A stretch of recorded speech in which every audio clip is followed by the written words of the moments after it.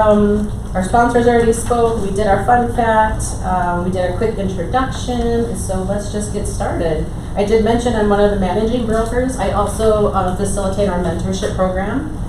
Been licensed since 2012, broker's license since 2017. When I got my license, broker's license, I kind of thought I wanted to open up my own brokerage. I have since decided that would not be a good move for me. And that's probably because I see how much liability a brokerage has. I mean, if you ever want to open a brokerage, our owners are fantastic owners. Follow them. They're just wonderful. Let's see, I have 2 big kids. So my son is 17 and my daughter is 22. But on the 25th, we're actually, I say we, she's actually going to have a baby. So I'm pretty excited about that.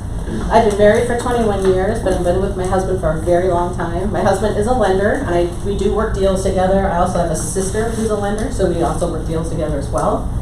I moved to Arizona in like 92 from Wisconsin, and yeah, it's a good thing I did. I think I'd be in an alley somewhere because I drank so much and had too much fun. That's why I didn't finish college until I was 29. And my parents were super proud. So, but that's okay. That's okay. All right. So here is our class agenda. We're going to try to stick to the agenda. I talk very fast when I'm excited. So if you need me to slow down, just let me know. If you have questions, I know Johnny's not going to be shy. Be like Johnny. Raise your hand. Just stop me. I'm fine. Sometimes I'll have to finish my thought before I answer the question, but we'll always get to your questions. So I do comps, and just a disclaimer too. So there's no real science to comps. Many people do comps many different ways. Every time I teach this class, I learn from another agent on how they do it differently, which I think is really cool. What makes it amazing is that every time you do a transaction, you've got buyers and sellers, and then their agent. Then you've got your lister, and then their clients, the sellers. And then you've got an appraiser who does comps yet different. So we all kind of do comps different, but yet we somehow come to a price on a house.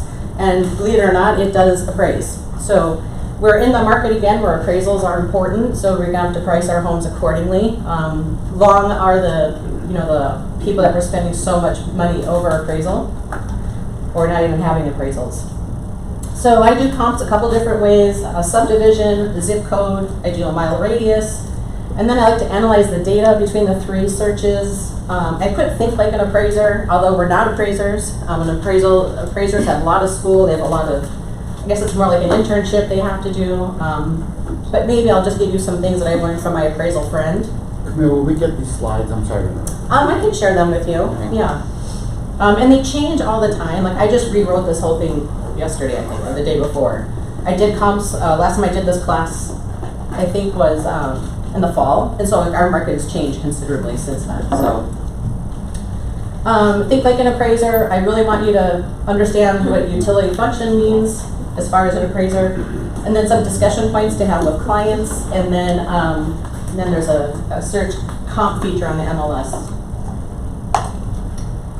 So let's just discuss a little bit what our market looks like today. Anyone have anything you want to talk about? Anything that you've noticed with appraisals? Anything you've noticed with buyers and sellers? What are you guys feeling out there? Yeah. Some sellers haven't figured out that we not right. this cap anymore. That we have some more. So their expectations are a little unrealistic. Expectations are unrealistic. Yeah. So I've seen a lot. Yeah. And I think it's in every price range too. I think it's in from 400,000 to the millions. I see it everywhere. Yeah, Johnny. I can tell you what I've seen. I've been doing this for a while. I say that there's a certain percentage of realtors, I don't even know how they got a driver's license, let alone a real estate license. Yep. and those agents are dangerous to our business right now because they're saying stuff that just isn't true, and they're making stuff up about the market. That's why I think today's class and why I'm sitting here is it's so important to adapt to what the market is today. Mm-hmm. And I coach and I've had teams, and I'm sitting in here because I want to hear what she's got to say and what you guys got to say. Because right now, you can't make it up. You can't just throw something at the wall and hope it sticks because it's just not going to work. And the agents that are doing that are taking money out of your pockets. Mm-hmm. So I think this is ultimately a very, very important class. Thank you. I'm glad you're here. And actually makes me a little nervous because he's an agent that I've looked up to for years, so, but I'm glad that, it's nice because I learn from everyone. Every time I answer the broker hotline, I'm learning from you guys, so. Okay, our goals today is for you to walk away with being able to provide the most up-to-date information for your sellers and buyers, explain the data with confidence, which is really good, empower your client to make a list price and or offer price decisions. We don't want to make those decisions for our clients because it's their reality, it's their purchase. They're the ones making that payment, but what we want to do is give them good data so they can make a good decision. We want to teach them how to read the data that we're submitting to them. These are always my goals. If you can walk away with any one of those, I'd be happy. All right, so I'm a little bit of a dork. I was writing this the other day when I was all alone in my room playing 90s music, so this is how we do it. And this is really elementary right here, but I'm just going to start from the beginning. So first of all, we're just going to open up Flex MLS and search for the property address. Subdivision search, this is the address. And in disclaimer, this is my own home. So it's always fun to see the value go up and down on my own home. I always do my own home in these classes. Okay, so the very first thing I do is, I get a call from somebody who wants to list a house. The very first thing I do when I get off the phone is I will open up the tax record. And I literally take a pen and paper and I write everything down that's on the tax record. And that's probably an age thing, like a generational thing for me, but I like everything written down in front of me.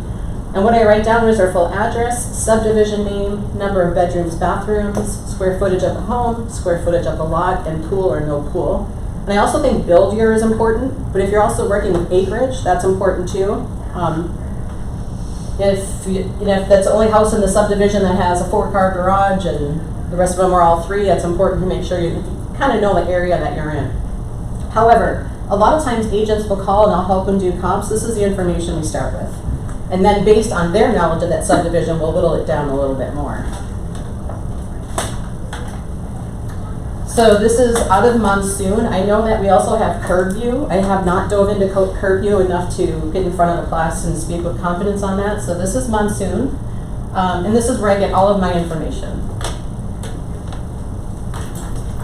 In the bottom half of the tax record still has a lot of good information. It has all your square footage in here. A lot of times the MLS asks for builder name. It almost always is going to be in the tax record too. I know that sometimes it's a mystery who built the home, but it should be there. So I've just highlighted where I go from here. I go to quick search, and then this is my search criteria based on the other chart I just showed you. I'm always going to look at closed first. And again, every time you take a comps class or anytime you talk to another broker, someone's going to do these much different than I do. And it's okay. And you should take comps classes and you should take appraisal classes whenever there's an appraiser here. I always go to the closed status, and right now I'm going back 3 months. Had I taught this class in our craziness of the market, I would probably only go back a month in our craziness. Right now I'm pretty comfortable going back only 3 months of closed properties. And then based on my knowledge of where I live, it's important that, well, I do have 4 bedrooms and I do have 2.5 baths. On average, it's a 3 and 2 neighborhood though. And it's also important where I live too to do 1 story. And I think because there's a section of our subdivision where it's a ton of 2 stories, and there's a section there's a lot of 1 stories. My subdivision is also weird too because my homes were built, like the home I'm in was built in 2004, but then there's a pocket of homes built in 2014, and then a pocket of homes built in 2018. And those are considerably priced differently, of course, because they're much newer. But it's always, and then my subdivision is also really weird. There's a sign that says Remington Heights, but in the tax record it's another name. So these are all things that I know only because I live there. But this is when I talk to an agent, they want me to run comps, I'll ask them these kind of weird questions like, is this really the name of the subdivision? You know, let's make sure we're really in the right spot before we start running numbers. Question for you. So you're only going a month on close? No, this is 3 months. You're going 3 months, but you were only at a month? I was only doing a month when we were at the height of our craziness because I wanted the most up to date. And there was plenty of them to get, at least 3 to 5. And then another question for you. So I took a listing just recently in Anthem, and it's got a den, double door, has egress. We can actually say that's a bedroom now, even though it doesn't have a closet in it. Where do you sit on that as far as comps?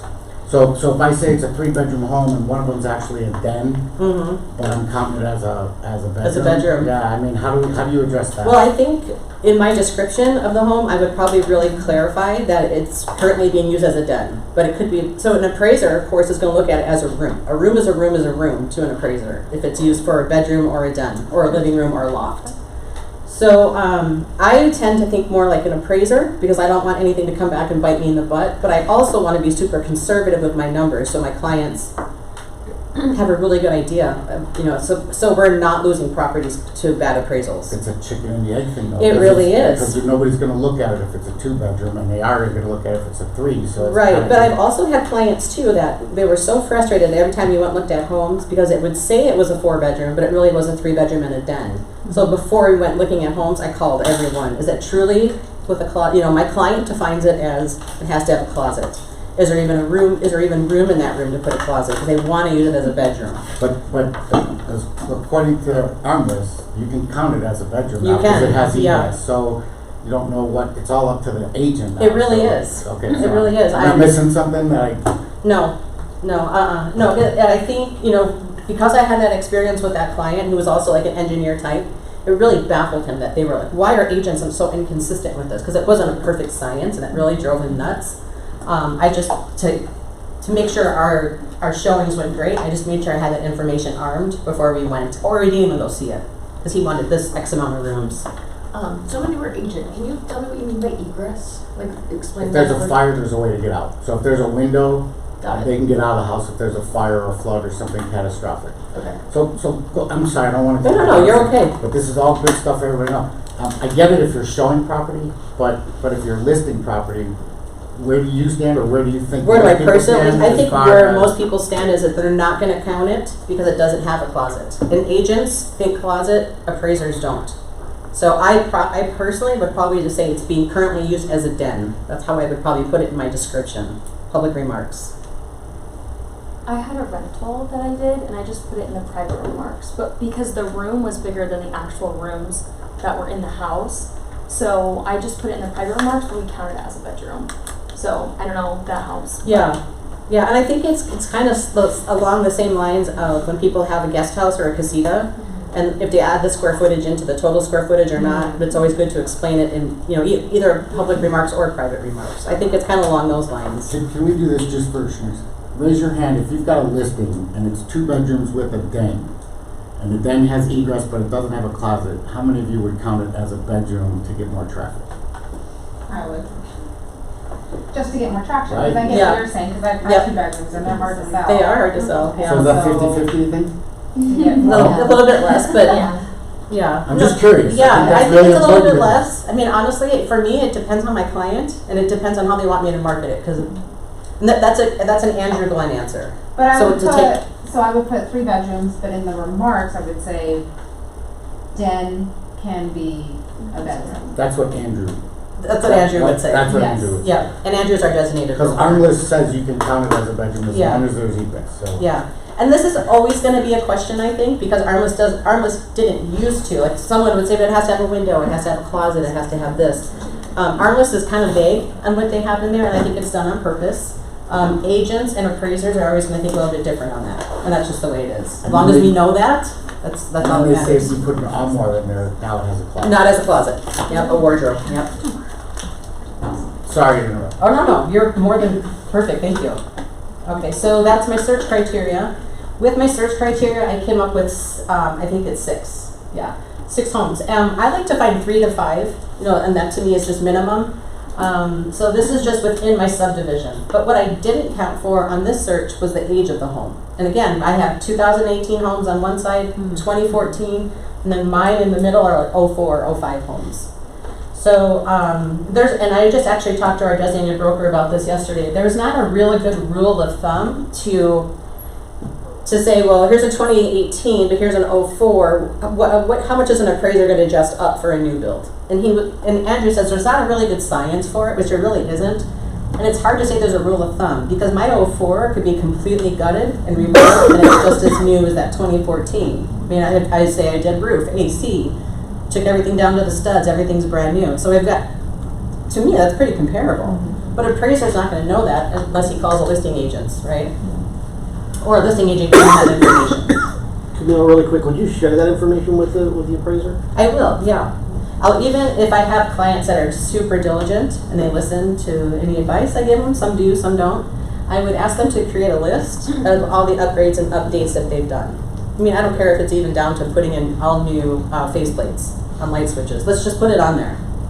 Camille, if you use as a rule of thumb, speak to the appraiser and say, hey, I stay in my lane, Yeah. I don't need yours. I have information, would you like me to bring that by the house? And they're gonna say, no, I'm good at my job, realtor, you do your thing. Or they're gonna say, yeah, that'd be great, send me some comps, or, but I would ask. I would say over the past few years, appraisers have been more welcoming for that information, and I think you have to phrase it, hey, this is the material we had to look at when we priced the home, and these are the comps we used. I know your comps are going to be different, you're evaluating the home different, but this is what we looked at to make this decision. Okay. And then send them all the information. I just give it to them when they walk in the door. Here, this is for you.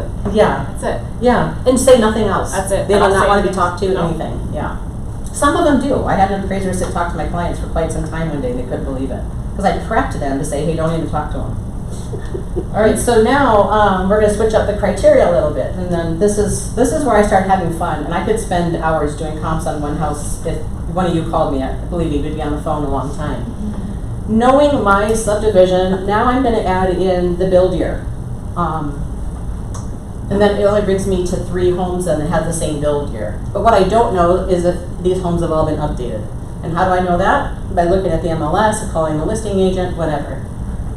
I think there goes a lot of research into pricing homes, especially right now. And here I have, are 3 homes enough?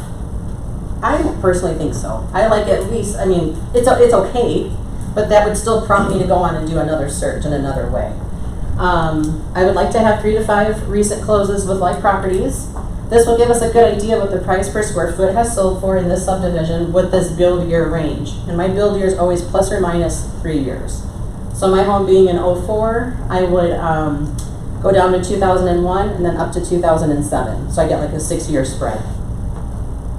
Subdivision is unique because I already explained that to you like 100 times. So we'll skip that. And then, so now from that information, I'm just going to do a quick CMA. And again, another broker is going to show you something different, but you got me, so we're doing this. Quick CMA, use all 3 results. Hopefully you guys know all this and this is just review. If not, you call me and I'll go through it with you. I still use quick CMA. And then I type in all the information for the subject property. And then here, the next slide is where I think it gets fun. You can add in anything that's on the MLS and it will pull that data for you. So what I've been doing for the past couple of years is I've been pulling agent days on market, price per square foot, and then the sold price, and then sold information, and then seller concessions to buyer, because we're seeing all that stuff again. And for whatever reason, your built populated down on the bottom. I used to have it at the top. So I plug in as much information I have on the subject property, but I also want to collect this data on all the closed properties. And I'll tell you why in a second. What does it say about the year built?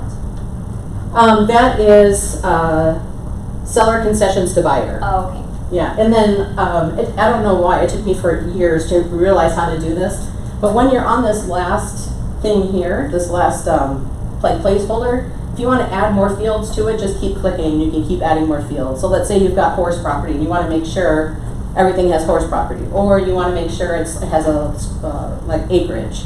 You can add tons of stuff on here. Otherwise, you'll do what I normally do and just start writing all this information out, and it looks like a mess, like a mad scientist when I'm done with it, but this comes out really nice and organized. Camille, what does loan type have to do with your evaluation? I'll tell you in a second.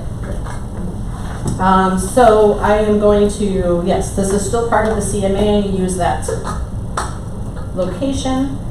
And then it populates this beautiful page of statistics on the neighborhood. And this is just from those 3 houses. Just from those 3 houses, the price per square foot was at $268.96. And then MLS will actually populate the recommendation price. Well, I know this is super low. I just know it because I've done this search many times.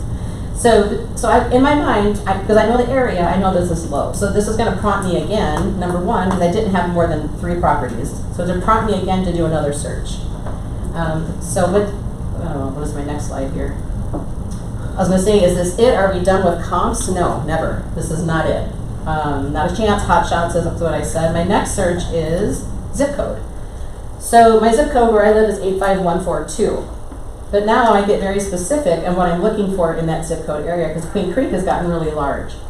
So I still go back 3 months and I'm still looking at only closes. I've got Queen Creek and my zip code in there because I know that parts of Santan Valley also have that same zip code and I don't want Santan Valley homes, I want just Queen Creek. And then I've got bedrooms, bathrooms, square footage, all the same that I had on my last one. The year build on this one's gonna be really important because Queen Creek has a ton of new builds. And then I got 5 homes. I like 5 homes. That's good in my brain. That's a good comparative analysis in my brain. And then what this does is that it brings me to 261.62, which is still less than what the other search was per square foot. But this one I liked because now these are really like for like homes. All of them have pools, all of them have the same square footage, lot size, livable space, bedroom amount. I think even down to like most of them have 3-car garages like I have. So the recommendation based on zip code like for like properties is a little bit higher. It says the highest is 712,500. The recommended would be 630,941.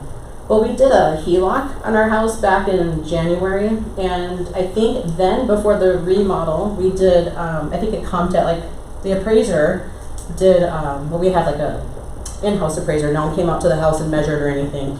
But I think he came up with like 670, where mine was only like at 665. So that was kind of cool. I was pretty close to the appraiser, and the guy at Desert Financial was like, I can't take your comps anyways, I have to take the appraisers, but I just want to show him how close I was, because whatever reason it was super important, he knew I was smart. But anyway, so, I know, I'm so nuts.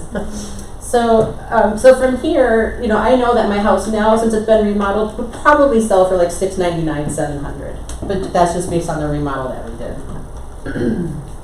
So when it sells, you're buying lunch? Yeah, we're not selling because I don't want that payment on the other house. I like my payment. This is like if I had to work at Fry's payment, I could afford it. That's always my backup plan. I always say if this real estate thing doesn't work out, it's Fry's. Or balloons? I don't. I did not. I worked at grocery stores too, yes. I worked lots of retail and bartended. Or and balloons. Balloons. Yeah, so that's my next thing. If it doesn't work out, everyone gets balloon garlands for free for the first party, and after that, we'll talk. So this one's a 1 mile radius. And this one didn't come up too much because my subdivision is kind of large with all the new homes that have been built. But I did want to show you how I do a mile radius. This one I actually learned when I was teaching a class, and Agent showed the class how to do this. I didn't know this one for 7 or 8 years, and I was just baffled that there was another way to do comps. And we all came close to the same number too. So for this one, there is a little red pin on your right-hand side of your screen. You're gonna put your search criteria in, and then you're going to click on that pin and plug in the subject property information. And then it's going to pop up and ask you, is this the correct location? And you just hit yes. I always create a mile radius for my first search. If you have really large lots, you have luxury lots, or everybody has an acre, make that search much bigger. You have to adjust. That's why it helps that you know that part of town, or you become an expert on that part of town, just so you can help evaluate the property for your clients. So when I did the mile radius, I only got one comparable, which was just not enough. So I just kind of dismissed this information. It meant nothing to me at the time. But the price is right there. Yeah, it really is actually. But to me, it's not enough data to show my client, although I'd probably show him, hey, I did one more search, but I just don't love what I got from it. I'm just gonna start passing these out. Actually, it's probably not enough. You can share. Yeah, so these are the comparables that are going to be showing on the screen. And the reason why I hold so many data fields is that you'll see that in a second.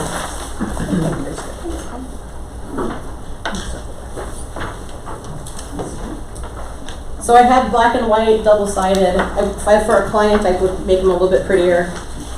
And honestly, this is all I bring to my listing agreement besides the listing documentation is this for comps. I don't do anything fancy. I don't do RPR. Not that any of that stuff is bad. It's just too much for me to explain. I feel like I talk enough as it is, and I don't want to drive them, over the edge and like, oh my God, too much information. I want to go over the raw data that I have, and if I have a couple sets of data points I want to bring with me, I'll bring them both and just go over them. And I do the same thing for buyers. So I told my buyer, hey, if we were listing this house, this is probably what I would list it at. So that way the buyer kind of knows what to come in at too.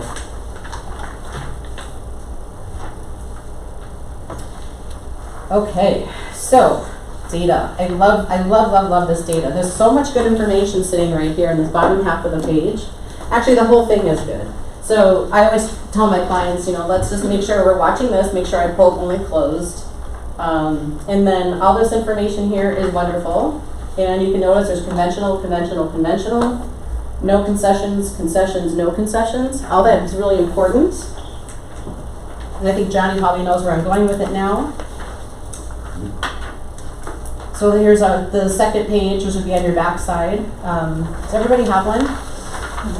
Awesome, okay. So this is just more information, and what I normally do with my clients is that I would highlight certain things on it, or I put sticky notes on it, and leave this information with them. I have a copy of it. And again, I do it for buyers and sellers.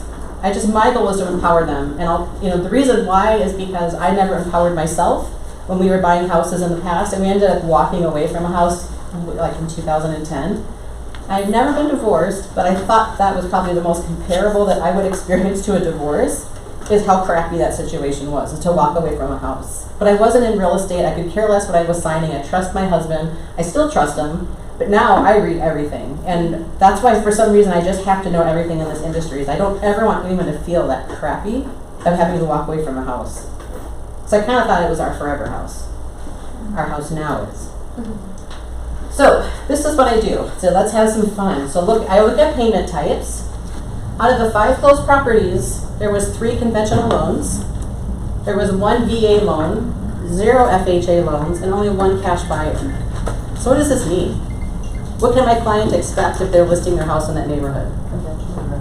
Buyer's going to come in with a conventional loan. And I like this cash option down here because this is telling everybody without me telling them. It's telling them that, long gone are the days where we've got people coming in with all this cash. And we don't have investors coming in with just cash. We may have had cash, and that was just in the past 3 months, but it's not as common as now where everybody has a conventional loan and needs that appraisal. So will other always mean cash? Yes. Okay. Yes, because there is, yes, that's how it pulls on the MLS. But on the MLS, it actually will say cash, but other, if it just defaults to cash. So yeah, other, that's why I did that one. Okay. Thank you. So out of the 5 closed properties, only 2 of them gave concessions, which I think is very low. And depending on the neighborhood, you're going to see how different that looks. That's why I like to pull that field. So again, my client can understand that, is it common for the seller to give concessions, or is it not common? And what's common for this neighborhood? What's common for the zip code? What's common for this area? So on average, my seller can expect someone to be asking for at least $4,000, or none, or $20,000. So on average, that's what I would say. I would say on average, Mr. Seller, or Mrs. Buyer, you are going to have a conventional loan. And so now we're just running the data of what the buyers are. Now we know who's coming in that neighborhood and buying. Now we know that an appraisal is very important to the transaction.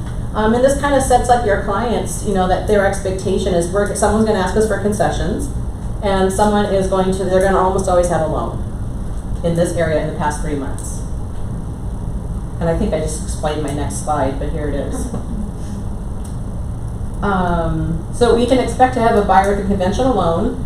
The buyer on average will ask for $4K in concessions, and no big cash investors are buying up properties in this area. And there might be a part, maybe it's Central Phoenix, maybe it's Old Town Scottsdale, maybe there is someplace that's still kind of hot for investors. I don't know where they are until I start pulling numbers, and I look at all of this. But if you ever call me and ask me, I would say, what can you tell me about this area? What do you know about this area? Because I don't know this area. So I can pull the numbers till I'm blue in the face, but you having expertise on that area is really going to be, a big question I'm going to ask you. So again, this just brings me to some conversation, conversation, setting expectations. And again, this is the same information. I just really want to hone it in that with all this data, you can really set expectations. And I think, Johnny, you talked about it earlier. That's really a big part of working with clients in real estate is setting that realistic expectation. Because nothing is worse, and we're not HGTV, right? And everybody who watches those shows, think that that's how we function, and we don't. We're not selling Sunset. We're not those people. We're actual real estate agents who are in the field doing business all the time. And how do you do that? Educate yourself, educate your clients. When you educate your clients, you're empowering them to make a good decision. And to me, that's everything. Camille, you're not implying that those TV shows are not real. Actually, it's really funny because someone actually pulled stats on the Oppenheimer group or Oppenheimer, however you say that, so that's selling Sunset. And most of those agents in the office do like one deal a year. Of course, it's 40 million or whatever it is, but it's one deal a year. So to me, like their negotiation skills are probably not very sharp, I was selling houses at the auction, and they had that show like Property Wars. Oh, yes. And they'd show them walking the house, and like, oh my God, it's a mess. And the numbers were on the stove and what time it was. I'm like, dude, there's no electricity at these homes. How could that be on? And then, yes. Oh, I gotta go get the key. There's no keys to and so believe what you want. Yeah, they're just BS. They're such BS. They just create so much drama, which doesn't do our industry any good. But just about every industry has been exploited on TV or realty. How do you say it? There you go. Thank you. Everything's realty with me. So just some quick math. Look at all the list prices and sold prices. Figure out the difference between the numbers. So that information is going to be on your statistics page. When the market was super nuts, it wasn't unique to see a property sold or list price was like one price, but the sold price was much higher. That happened a lot. And then you can always look at the brokerage and see who the brokerage was, because a lot of it had to do with that brokerage's marketing campaigns. Oh, that one. Yes, that one. Okay. So I always kind of dismiss those comps too, and I will explain to my client why I'm dismissing it, because I know their tactic is to underprice it and then try to get the most they can for it, which is fine. It works for them. It just doesn't work for me and my coaches. However, we move on. So I like to just show them all this information, it's really interesting to me what the list price was and then what the sold price was. What's the difference between the two? You can really analyze this data until you're blue in the face. But really, I like to do it a couple different ways just to test myself, just to test the numbers before I present that data, and kind of take it from there. You can overanalyze too, and then you get yourself in a tizzy, so don't do that either. All right, the next one is to kind of think like an appraiser. So I said, well, if we did that, then we'd all be appraisers, right? Well, no, appraisers are much different people. They're very number-oriented, engineer-type people. I think we have any engineers in here? I almost always have an engineer in my class. I thought you were raising your hand. So our designated broker is out in the hallway, and he's a very engineer type. And I do love asking him questions because he thinks much differently. But he's also an engineer type that can communicate. A lot of them can't. He actually can do both, which makes him a great DB. He can communicate I and. promise I won't tell you something. Oh, I tell him it all the time, honestly. I'm kidding. Every time he gives me an answer, I'm like, that was totally your engineer brain. I wouldn't have gone there, but thank you. Okay, so appraisers don't always value the home on price per square foot. I've talked a lot about price per square foot, and why I do that is I believe that that's just the way the public and the agents have always talked about price per square foot. An appraiser, and when you look at appraisals, whenever you get a chance to read appraisals, do so. I mean, it's not super interesting, but it's interesting to look to see what an appraiser uses as comps. It's always going to be a little bit different than what you've used. I've never seen an appraiser use all of my same comps. Appraisers only look at historical data. I've only looked at historical data for this class, but I also will set up my clients on a search for their neighborhood so they can see what's coming up, what it's listed at, what the condition of the home is, so they can see all that information as it's coming in. You guys got that I love information, right? Like I love data.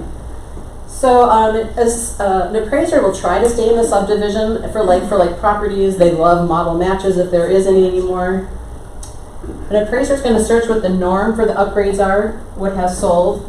Upgrades are granite versus granite to build or grade cabinets. So we have upgrades and updates. An update would be like the roof has been repaired after or replaced after 30 years. The normal wear and tear on a property that's different. It's nice to say that, hey, this is a house with a brand new roof, because the house is 30 years old, it probably needed one. So it's not like it's an upgrade. The upgrade would be that if no one has granite or nobody has a casita, or no one has an RV garage, those are upgrades. I'm getting myself confused. So the appraiser will determine the overall condition of the home, and they try to go back 3 to 6 months of past sales. If they go back further than that, they have their own numbers to use to adjust. They have all those equations, they have all those numbers. I don't know those numbers, but every time you talk to an appraiser, their adjustments are going to be a little bit different from appraiser to appraiser. And that's okay, because somehow it all works out most of the time. Opinions. Yep. So I really love this, and I was mentioning before class to Johnny that I had a really unique property at once that had a RV garage, and no one else had RV garages. And at that time, I knew how much it cost to build, but I didn't know how much is an appraiser going to give for this RV garage. So I called one of my friends who is an appraiser. I actually used to bartend with his wife, and I don't ever, like in the 90s, I don't ever want to abuse that relationship with him. So I might call him once or twice a year for something that I just can't comp. But he explained to me what utility function is, and I heard it both ways: utility function or functional utility. So it's the usefulness of a property to the needs of the occupant. So what are the uses that you could use for an RV garage besides storing an RV? Shop. Yep. Workshop. What else could you do in there? Storing goods, You can run a business out of it. boats. You could have livable space in there. You could rent it out, so that could be an income. So what he taught me is that because no one else has this RV garage, it adds a lot more value to the property. Not only can you park one huge RV in there, but you could probably park 8 cars. Or you could run a business out of it. Or you could have livable space for in-laws. Or you could rent it out. I mean, he had like 10 things that you could do with this RV garage that I never would have thought of. But that's why it's so important to learn from so many different people and just take what you understand, and that you're going to get your own method to your madness of doing your comps. So what does functional utility mean on appraisal? So functional utility is a prescribed element included in a professional real estate appraisal. Appraisals analyze the features of the home and determine a functional utility, or its ability to adequately provide for its intended purposes. We were never taught this as agents, to look at a house that way. Hey, somebody grab that guy. I got you. Yeah, I'm going to have him talk a little bit about appraisals, comps. So what's super important about this is that this is always going to be valued different from appraiser to appraiser. Like the appraisal, the guy that he actually valued the house more than what we paid for the house. And then when the actual appraisal came through, because I couldn't use my friend for that, when the actual appraisal came through, I think we had my client moved in with a $30,000 $30,000 in equity, which was just really rare at that time. So do a lot of research on this. You may or may not hear appraisers talking about that. This is just more information on where I got that definition from. And then utility function and adjustments. Here comes the boss. Here comes the boss. Hey. Everyone, this is Andrew. He's our designated broker. I just told him that you are an engineering man, but you also can communicate really well. Oh, yeah. Barely. Yeah, he deals with people like me all day. Yeah, absolutely. Yeah, so can you tell me a little bit like what we were talking about with appraisals yesterday, how it's not a true science? Oh, yeah, so, and coincidentally, I just got a low appraisal this morning that I can't figure out. Mm-hmm. So, comping, like Camille's probably teaching, is an art, right? It's an art form. Everybody's going to look at something differently. The only way to get really good at it is to do it over and over and over again and get close. But I was talking to our other agent, my cross agent, this morning. We had a appraisal that came in at 335. We're under contract at 370, so obviously not good for anybody. There are 2 comps in the community. One closed 6 months ago with a VA loan for 344, and one closed 2 months ago, open door property. So you can imagine what it looked like inside for 333. Ours is a full-blown remodel, everything redone, and we got $2,000 more than Open Door. Oh, wow. So go figure, right? No way to comp that out. And the conversation I had with the other agent was like, I can't mathematically get to 335. In my head, I cannot wrap my head around it, so I can't explain it to my client. So how do you expect me to get him to agree to a price reduction? So they're going to contest it. They agreed to contest it because of the argument that I gave her, which was, how can 2 months ago something closed for 333 with less quality, it doesn't have a back patio, it doesn't have a backyard, we do, and you give me $2,000 more. How can something close 6 months ago for 344, there's a VA loan, so you know it had to appraise at 344, that you gave me $9,000 less then? Like it doesn't make sense. So the art of comping is, I think I'm right, she thinks I'm right, the appraiser obviously thinks I'm wrong. So it's like, all of those things can't be true. Hopefully there's a happy medium, but it doesn't make sense. I comped out the property. I was darn sure we weren't going to get 370. Pretty sure, and my client was prepared for that. We were all prepared for that. They actually gave, in this market, they gave me a $10,000 appraisal shortfall. Everybody was prepared, because that's how beautiful the property is. It's a great property. You're not going to find 370 this kind of property. So what does that mean to my comping? Did I do it wrong? I don't think so. The other agent doesn't think so. The appraiser thinks I am wrong. So when you say contest, who's contesting to who? Well, they have obviously the buyer has to contest that, right? That's not my appraisal. It's not my client's appraisal. I have no right to contest that. That's their decision that they have to make.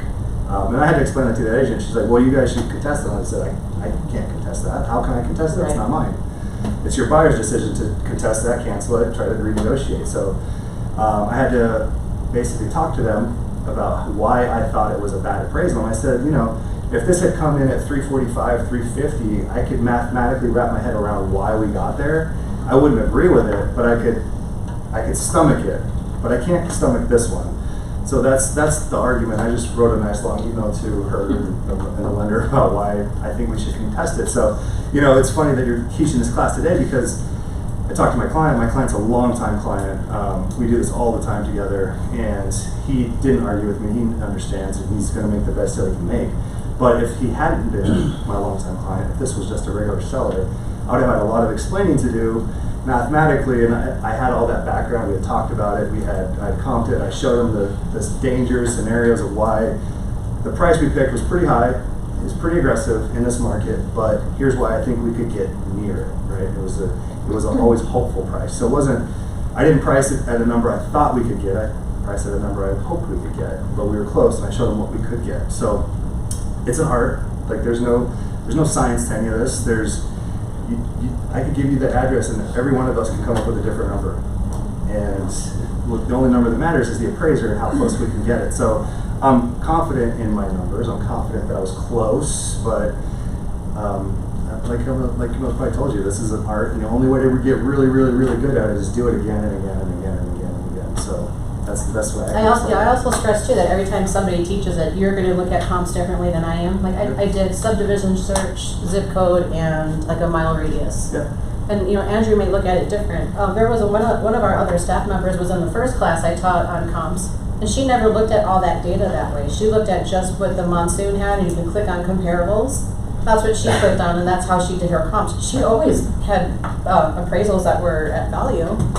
I also worked for a broker. It was like a husband-wife team. He had no idea how to do comps. He just always looked at the tax record to see what the last time. So and it worked for him. He never had deals that fell through.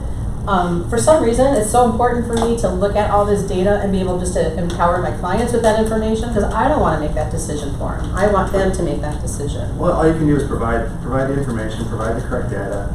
I mean, every appraiser, I've never met an appraiser who assigns the same amount for the same thing. Right. They're going to assign a different value for a pool, a garage, a patio, a bathroom, an update, something else. All it depends on their level of skill, their level of savvy, their level of keeping up with the construction costs, of what it actually costs to do some of these things. And that's where I think this appraiser fell short. I mean, he gave me no adjustment for having fully remodeled bathrooms with tile showers versus one of those cheap ones you stick in that's vinyl from Home Depot. Like, there should be an adjustment there, and there was none. We actually got adjusted down. So it's like, how does that make sense? And then Does an appraiser take concessions into consideration? Should they take concessions into consideration? I say no. That's an individual element to that specific contract. The next contract might not have had concessions, right? This guy took every dollar for dollar concession, took it off our appraised value. I don't agree with that. Like that's not a market condition. That's a contract condition, not something that should have affected my value in the community. Because at the end of the day, the close price is $344. That's what it said. But there was a big concession as a VA loan. He took every dollar off that. So I don't agree with that either. But I don't know who writes the rules for appraisers. I don't. So it's just a matter of, and some appraisers, I've never seen an appraiser do that dollar for dollar. I've seen them make adjustments for it, but never dollar for dollar. Right. So it's just one of those things where it's not a science. There's no rule book I can hand you and say, hey, look at this. This is what it's going to be. It depends on the area. It depends on where you're at. It depends on what the upgrade is. It depends on how many other properties have sold. It depends on market conditions. All those things play into it, and all you can do is give your educated best value guess, right? Johnny, do you have a question? Yeah, so the class is actually around comping properties today. And we had a conversation last night about what's going on. Talk a little bit about, I mean, none of us have our crystal ball, none of us know what's going to happen, but how do you think what you just said is affecting the market today and what it's going to look like 6 months ago and what do you think it's going to look like in March? Well, it really depends, right? Because so much of what we're doing is dependent on a regulatory body setting interest rates. But what's happening in our market is in October we had 22,000 active listings, now we have 11,000 active listings. So in 6 months' time we lost 100% of our market, right? So that only can compress and increase demand. That's all it can do. And so there's going to be this fight between interest rates and buyer demand, right? And who's going to win out? Who's going to win? So I don't think properties are going to go down. I think in some areas property prices are going to have to go up because there's 5 buyers for every house. So if you can afford it, I would buy now versus later because, you know, the argument that I showed, I saw this Instagram reel that had the guy, you know, just running down the street. He's selling everybody do that. It's so true. Like at 7%, you're running by yourself. At 6%, there's 3 or 4 people. At 5%, there's a bunch of people. At 4%, there's everybody. So who do you want to compete against, and what condition do you want to fight against? Either one is going to be difficult. It's just what are you competing against? So I think that unless something changes, we're going to have really tough market conditions for buyers and sellers because there's not going to be any inventory. You know, City of Phoenix, if you guys are paying attention, City of Phoenix, all the cities, stopping building permits. So there's no new inventory. No sellers are going to want to sell to trade their 3% interest rate for a 7% interest rate. Where are all these houses going to come? We still have people coming here every single day. There's all those people from 2020 to 2022 who couldn't buy and got an apartment. What are they going to do? There's all those people. There's all this shadow inventory of buyers out there. That if you guys are staying in front of them, this is the time to talk to them about competition. Like, can you get something better now than you could get in 6 months when you think the interest rates might go down at a point? Like, is it worth it now? I think it is. So it's just something to talk about. Yeah. It's a conversation to have. So. Is that what you wanted me to talk about? Yeah, it's yeah, I got done with you yesterday. I had to go have a drink. So. Well, it's going to be challenging. It's going to be a challenge for us. It's going to be a challenge for our buyers. It's going to be a challenge for everybody to try to navigate this situation. But I don't think it's going to get better anytime soon, right? So if you're a buyer on the fence or if you're a seller, like, if you have to move, now's the time to move. If you have to sell, you have to buy. It's not going to get easier later. It's probably going to get harder. And I don't see a reason to wait. Personally, I mean, usually real estate wins, so it's not a bad investment ever. Yeah, especially here. And it's cyclical. If you've Right. got 5 years, Yep. you can't guarantee anything, but if you've got 5 years, you almost can't lose. Exactly. Well, like I said, it's just not going to get better, right? I can't see 20,000 listings hitting the market. Show me where they're coming from. I don't get it. It's not going to happen. You know, but we still get, what is it, 75 people a day Well, it's like attrition. 269 or something. Right, but Yeah. that many people come, but people Right, leave. So net, we get 75 per day come to Maricopa County. We were at 11.8 2 days ago. We're at 11.6 this morning. So I mean, it's not. Yeah, we're not getting, I think we have a month and a half of supply. And we're not getting that return. I mean, how do you lose? Where does 10,000 listings go? They got bought and they didn't get, no one else listed. That's what's going to happen. So good time to talk to your sellers if they have that opportunity to sell. Like, I never thought we'd get an appraisal shortfall on this condo. I was very worried about listing it, and we had multiple offers, $10,000 appraisal shortfall, no concessions, ready to go day one. So, and I've had that happen with other people. I've listed and surprised, the exact opposite of that. Tons of showings, no offers. And it's the only house for sale in an entire subdivision. Right. So, don't know why, don't know how, but that's just the way it goes. It depends on where you're at. So, anything else? Anything else in the comment? Anybody have any questions? Well, with that great news, Andrew. Yes, sir. So how do you deal with solar when you're taking a listing? How do you account for that? Whether it's depends if it's owned. If it's owned, I've seen appraisers give anywhere from 7,000 to 10,000 as a bump up versus other comps. If it's leased, it's 0 or a negative. So if it's not what owned, if it's being purchased, but they want to transfer the loan to the buyer? probably net 0 would be not worth anything or not deductive of anything. Okay. But the only time I've ever seen it add value is if it's outright owned and it's just transferring with the house. And it's a net. Then you get on my house when I bought mine, it was like a $10,000 into the green. So I saw an appraiser appraise one of mine that was sold. It was a $50,000 system. They gave $25,000 for it. I mean, That's actually good. Yeah, that's Wow. really Yeah, good. it's a lot, yeah. Usually I consider it to be like a pool. They're never going to give you replacement costs. They're It gonna had give 2 you- batteries on it though, so that was kind of Yeah, so it's a unique system, but ours was owned outright. It pays for the entirety of almost the entirety of the solar, and they gave me $10,000 on my appraisal. So, You know, and ultimately too, appraisals, they're opinions. You Yeah. know, it's everybody. that's what everybody needs to understand. everybody- Appraisal is an opinion of value by that specific person at that On that specific day, specific at time, that yeah. specific Yeah. time. Yeah. Tomorrow it could be different. Well, It could be a because different guy. that's Unless what it's I'm PA saying. or FHA, then it's 120 days. But There's a seller that has a garage conversion. They spent $35,000 converting it. They left the garage door, the 2-car garage door on it. They put a wall in front of it. They added a window, a door to the outside, air conditioning system, insulated it, made it really nice. All you have to do is take down one wall and it's a garage again. And how would you count that? It's a 2-car garage and That question comes up quite a bit, actually. I mean, it's I was also an an appraiser extra would probably room. count it as livable. Mhm. They would count it as livable square So you add footage. that to the square footage? Mhm. Okay. But you'd want to have an But appraiser. you'd have to yeah. subtract the value of the garage. Yeah. So Like you're missing a bay. yeah. But the Yeah. square footage is a lot more than the Mhm. garage value. They Yeah. would count. I mean, they would count. I've seen them count it. Mhm. I've had specific appraisals where they count additions as long as it's livable. Livable in Arizona means air conditioned. Mhm. Yeah. So it has to be climate Right. controlled, right? And egress.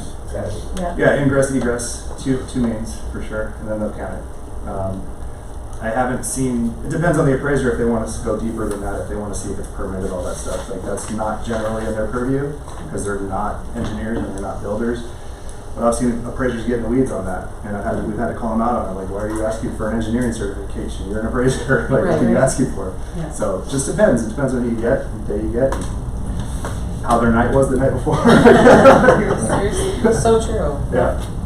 It is. All right. Well, You you guys guys have any have a great questions class. for If you have him? any questions for me, I'm upstairs. So. Thanks, Andrew. Yep, no problem. And the brokerage conveniently put them right across from my office. I think they were trying to say something. He is one of the nicest DVs I've ever worked with. That's awesome. Yeah. So we did. Andrew came in and talked a little bit about our current market. I know it's already 1 o'clock. If anyone has to leave, you're more than welcome to leave. You're more than welcome to stay. This class always goes long or goes short. It just depends on how fast I talk, how much caffeine I've had, or if anybody had questions. So I did want to talk to you a little bit about the Cromford report. This is something that I probably didn't subscribe to until maybe the past 3 or 4 years. But again, because I like data, I choose charts on the Cromford report that I can actually explain.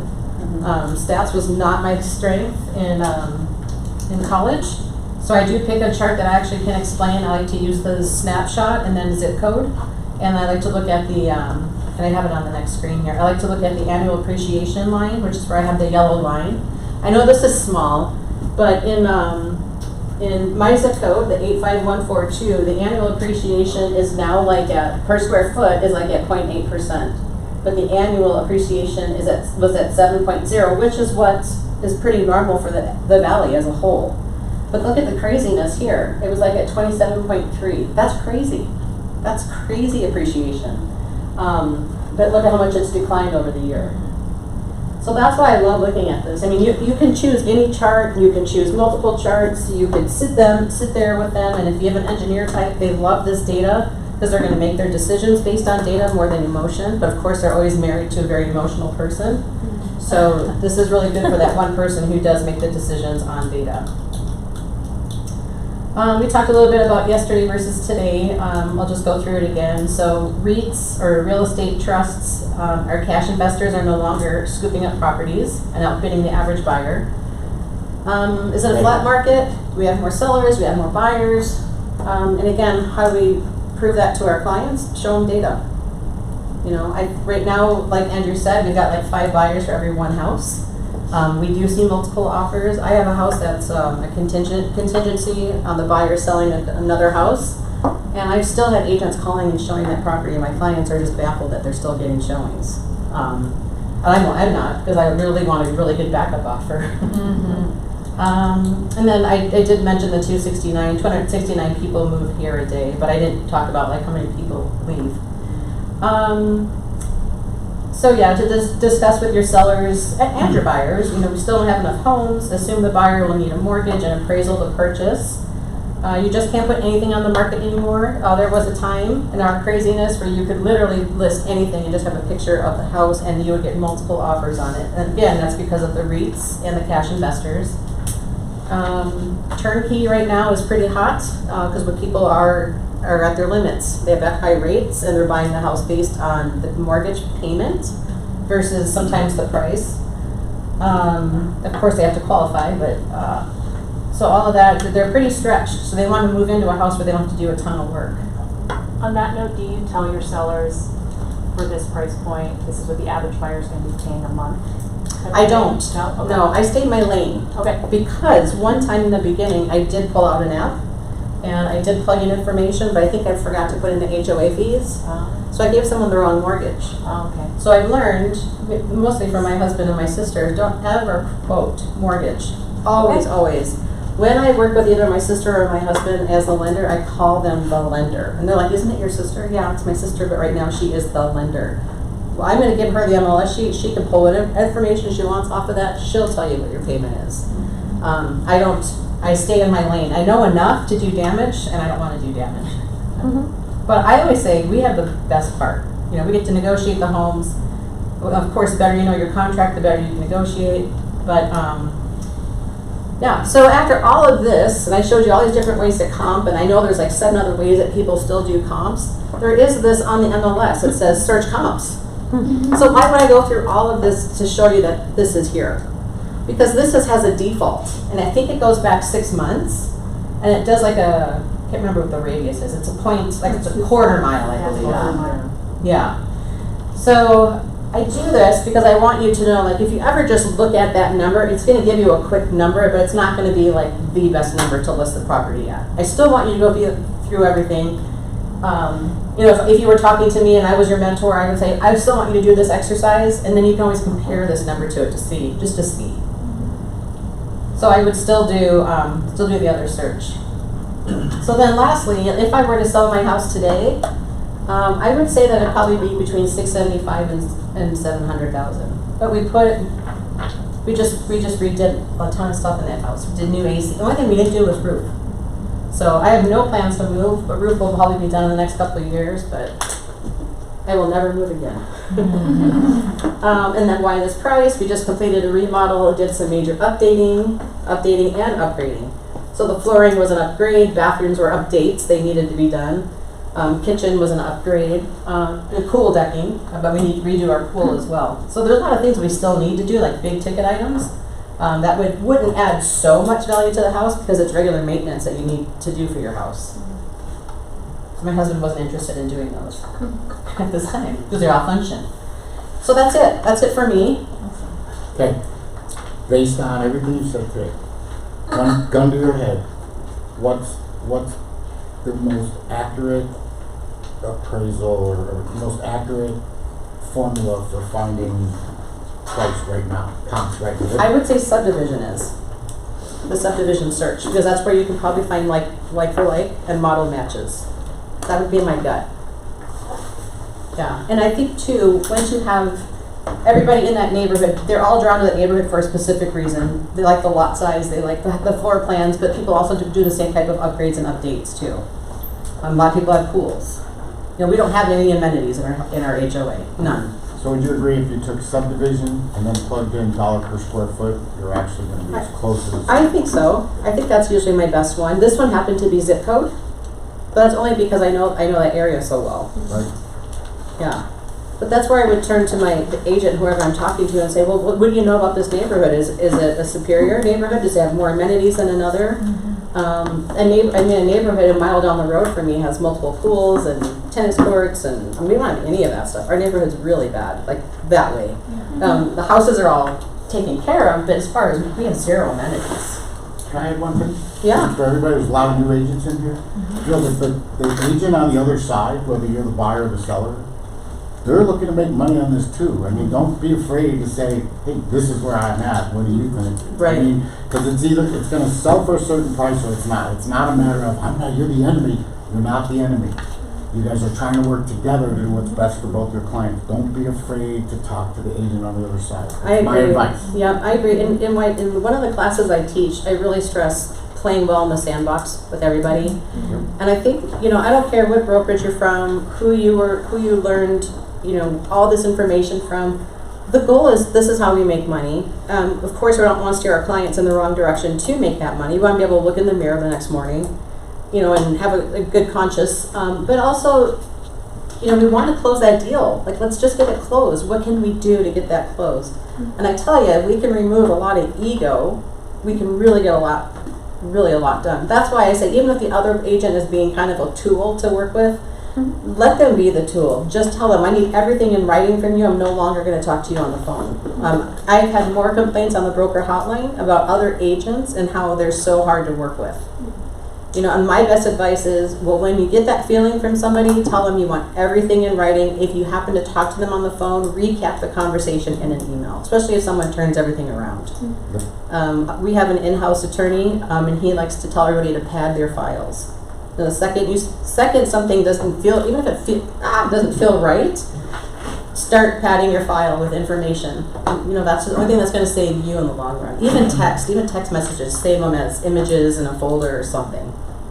But any other questions?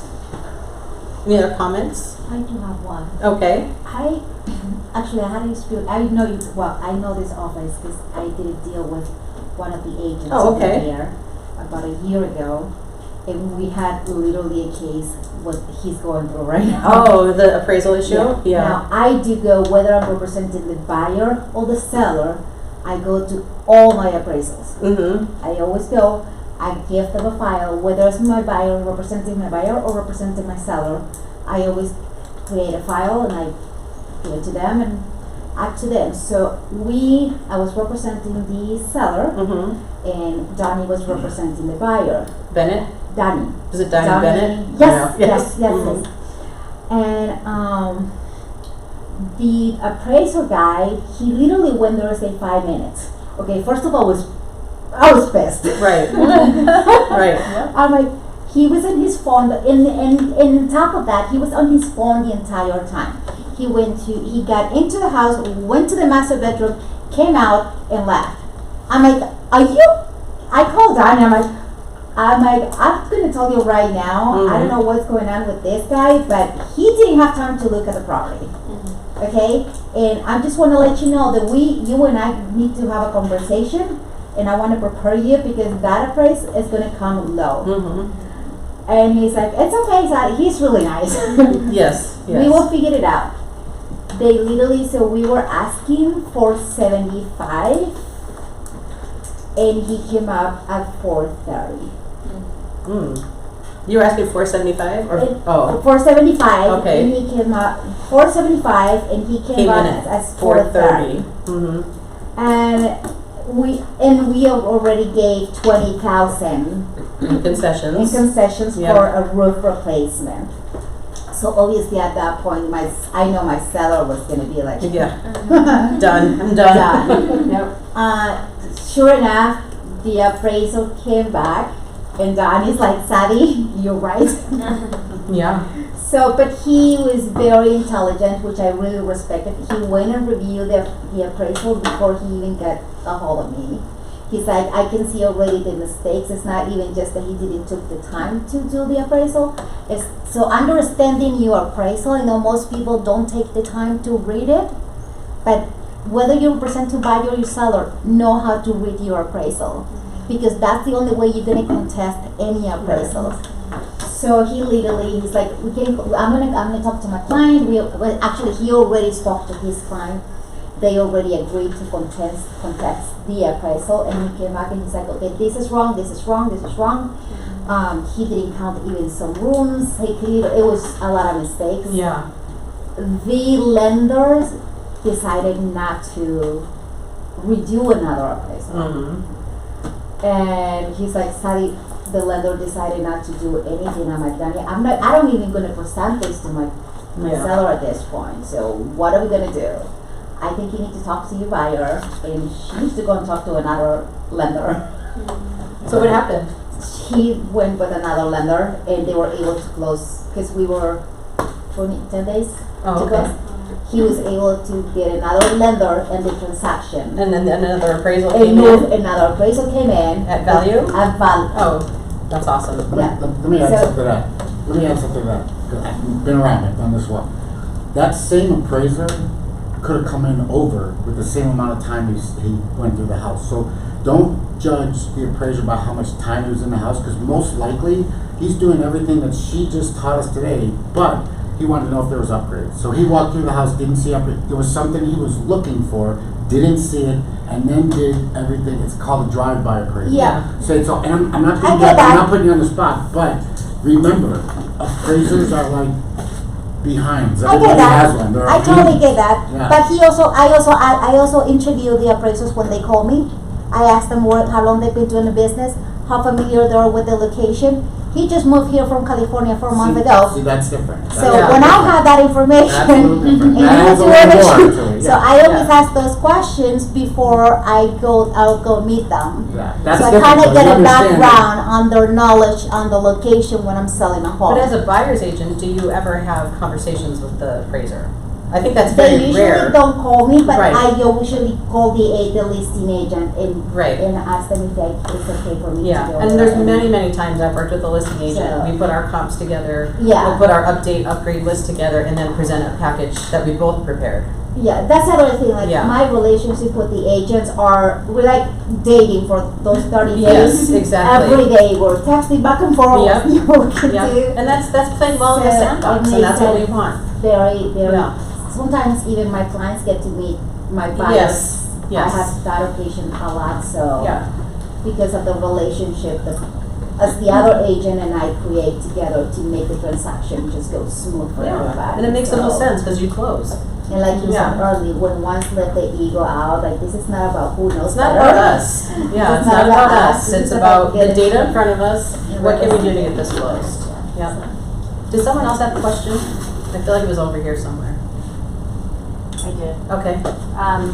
I have a number of odd properties that I work with, but one that just came up for listing there's no turnover in that little subdivision, so I'm trying to branch out, but it's kind of a pocket. Yeah. And so I was gonna ask you, because they haven't sold anything this year, Mhm. it's all last year.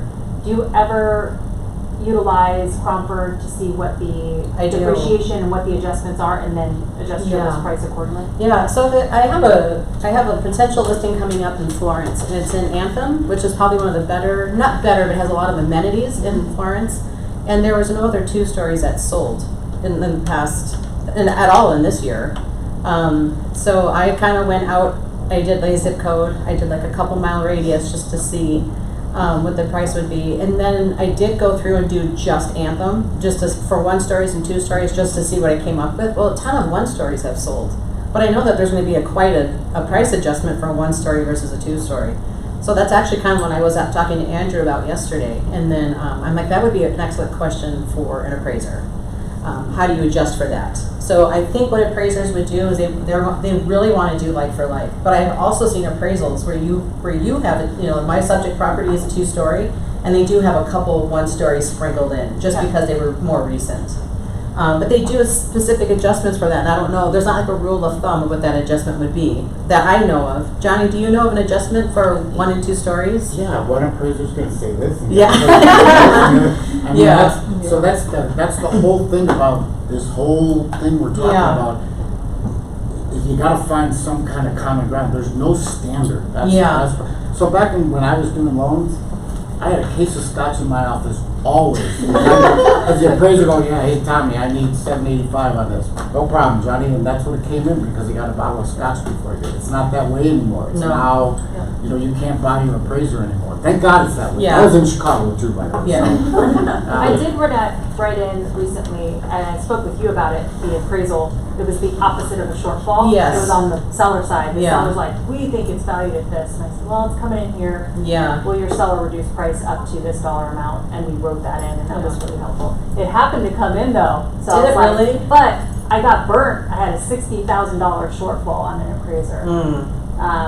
And he said it's a declining market and everything showed it's not, right?